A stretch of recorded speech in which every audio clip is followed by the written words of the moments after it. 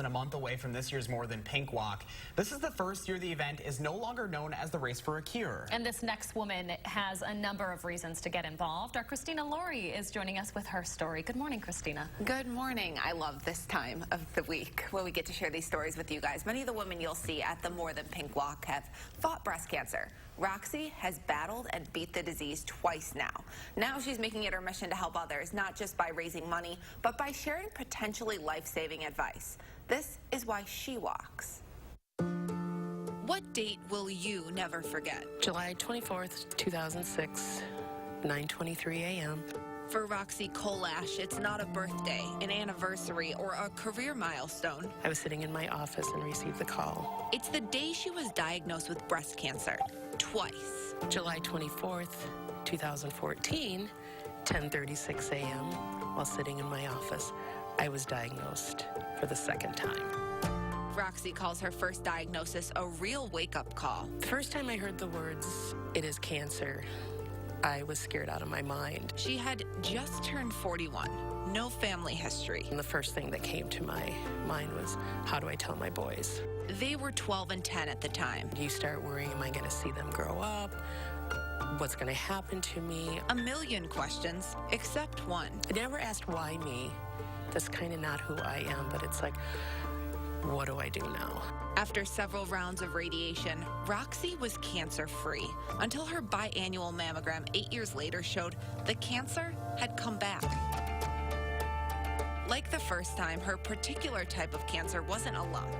It was in the tissue, making it only detectable by mammogram. I'll hear friends or family say, oh, well, I skipped my mammogram this year. I mean, I could turn into the Hulk at that point. It's like, what are you doing? Don't do that.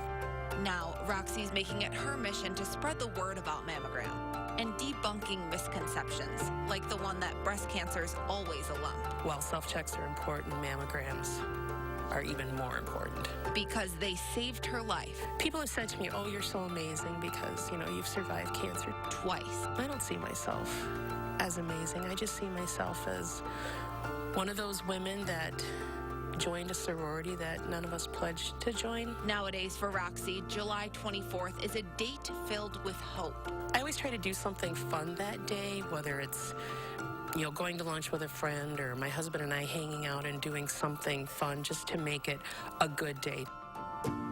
Cancer isn't contagious, but hope is. June 8th is the next date on Roxie's calendar, this year's More Than Pink Walk. She is part of a team through her work, Becker Law Office.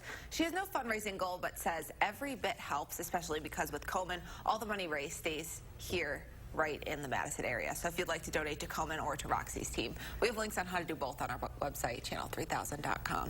And like many women fighting breast cancer, she had a certain song that propelled her through it. I don't know if any of you are familiar with Barry Manilow's song, I Made It Through the Rain, but the specific lyric is, I made it through the rain and found myself respected by the others who got rained on too.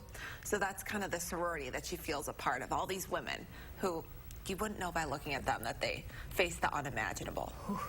The goosebumps. I mean, the hope and courage of these women that you've been introducing to us, and Roxie no different. I mean, this is just incredible what they've been through, but it also gives us a lot where it's like, at the end of the day, as long as you keep your chin up and you stay positive, you can get through anything, right? Absolutely anything, and you never know what someone else is facing. All right, Christina. Well, thank you so much. You've been doing an incredible job on these stories. Thank you guys, and thank you to the women sharing their stories. Incredible.